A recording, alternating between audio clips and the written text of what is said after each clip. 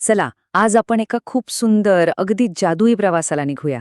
हा प्रवास आहे महाराष्ट्रातल्या एका सगळ्यांच्या लाडक्या बालकवितेतून. जरा कल्पना करून बघा. रात्रीची शांत वेळ आहे, छान झोप लागलीये आणि एकदम स्वप्नामध्ये एक परी येते आणि ती कानात हळूच सांगते, "चल, आपण थेट चांदोबाच्या घरी जाऊया." कसं वाटेल? विचार करा. तर मग तयार आहात? चला, आपण या कवितेच्या दुनियेत शिरूया आणि बघा, अनेक जादुई गोष्टींप्रमाणेच याही सफरीची सुरुवात होते ती एका स्वप्नातून. कवितेच्या ओळीच इतक्या सुंदर आहेत. रात्री स्वप्नात आली एक परी, म्हणे चल जाऊ चांदोबाच्या घरी. आहाहा, किती साधी, सरळ पण एकदम काळजाला भिडणारी सुरुवात, नाही का? आणि हेच तर या कवितेचं खरं सौंदर्य आहे.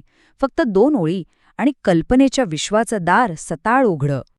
आणि या क्षेत्रातली सगळ्यात खास गोष्ट कोणती आहे माहितीये का?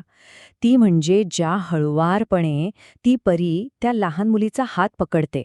बघा, कुठलाही मोठा गाजावाजा नाही, काही नाही, फक्त एका साध्या स्पर्शाने एका केवढ्या मोठ्या अद्भुत प्रवासाची ठिणगी पडते.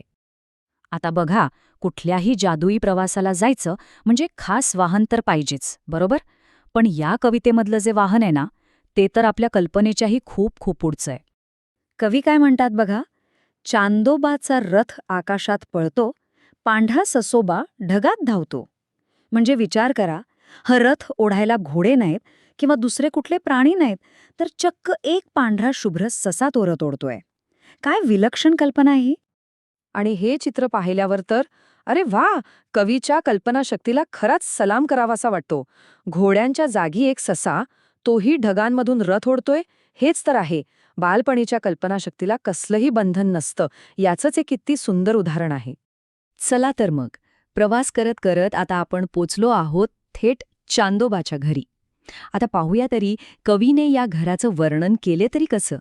कवितेतल्या ओळी आहेत, चांदोबानं घर ढगात बांधलं, चांदणी तोरण दारात टांगलं.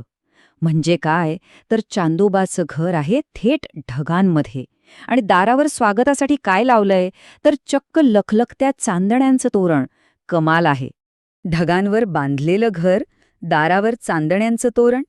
खरं तर हे दृश्य फक्त एक कल्पना नाहीये. हे प्रतीक आहे लहान मुलांच्या त्या निरागस मनाचं, जिथे अशक्य असं काहीच नसतं, जिथे अशा गोष्टी अगदी सहज शक्य होतात. बरं, घराचं वर्णन तर झालं, पण या जादुई घराच्या आजूबाजूला काय असेल, त्याच्या अंगणात, त्या बागेत काय असेल, याची उत्सुकता लागलीये ना? तर कवी सांगतायत की तिथे काही साधीसुधी फुलाझाडांची बाग नाहीये. तिथे आहे चक्क चांदण्यांची बाग. आणि त्या बागेत सगळीकडे लहान मुलं आणि फुलं दोन्हीही अगदी आनंदाने बागडताना दिसतायत. जणू काही आनंद आणि सौंदर्य यांनी मिळूनच तिथे आपलं घर केलंय. आता आपण थोडं पुढे जाऊन हे समजून घेऊया की ही कविता, तिची रचना आणि तिचा संदेश आपल्या मनावर इतकी खोल आणि कायमची छाप का सोडून जातो. या कवितेची खरी मजा फक्त तिच्या गोष्टीत नाहीये, ती आहे तिच्या एकदम सोप्या, खेळकर भाषेत. म्हणूनच तर ती म्हणायला आणि ऐकायला सुद्धा इतकी छान वाटते. आणि या कवितेला एक सुंदर लय आहे, एक ताल आहे. तो येतो कुठून, तर बांधलं आणि टांगलं किंवा पळतो आणि धावतो अशा यमक जुळणाऱ्या शब्दांमधून. आणि याच संगीतामुळे, याच नादामुळे ही कविता मुलांच्या मनात इतकी सहज रुजते आणि हो, म्हणूनच ती अनेक पिढ्यांच्या लक्षात राहिली आहे. म्हणजे शेवटी काय, तर ही कविता फक्त एका स्वप्नाबद्दल नाहीये. हा एक उत्सव आहे लहान मुलांच्या त्या अमर्याद कल्पनाशक्तीचा, त्यांच्या स्वप्नांच्या ताकदीचा. ही कविता आपल्याला पुन्हा एकदा आठवण करून देते की कल्पनेच्या जगात खरंच काहीही अशक्य नसतं. तर मग जाता जाता एक विचार करूया. आज रात्री आपली स्वप्न आपल्याला कोणत्या अशाच एका अद्भुत प्रवासावर घेऊन जातील. आली एक परी, म्हणे चल जाऊ चांदोबाच्या घरी, चांदोबान घर, चांदोबाच्या घरी.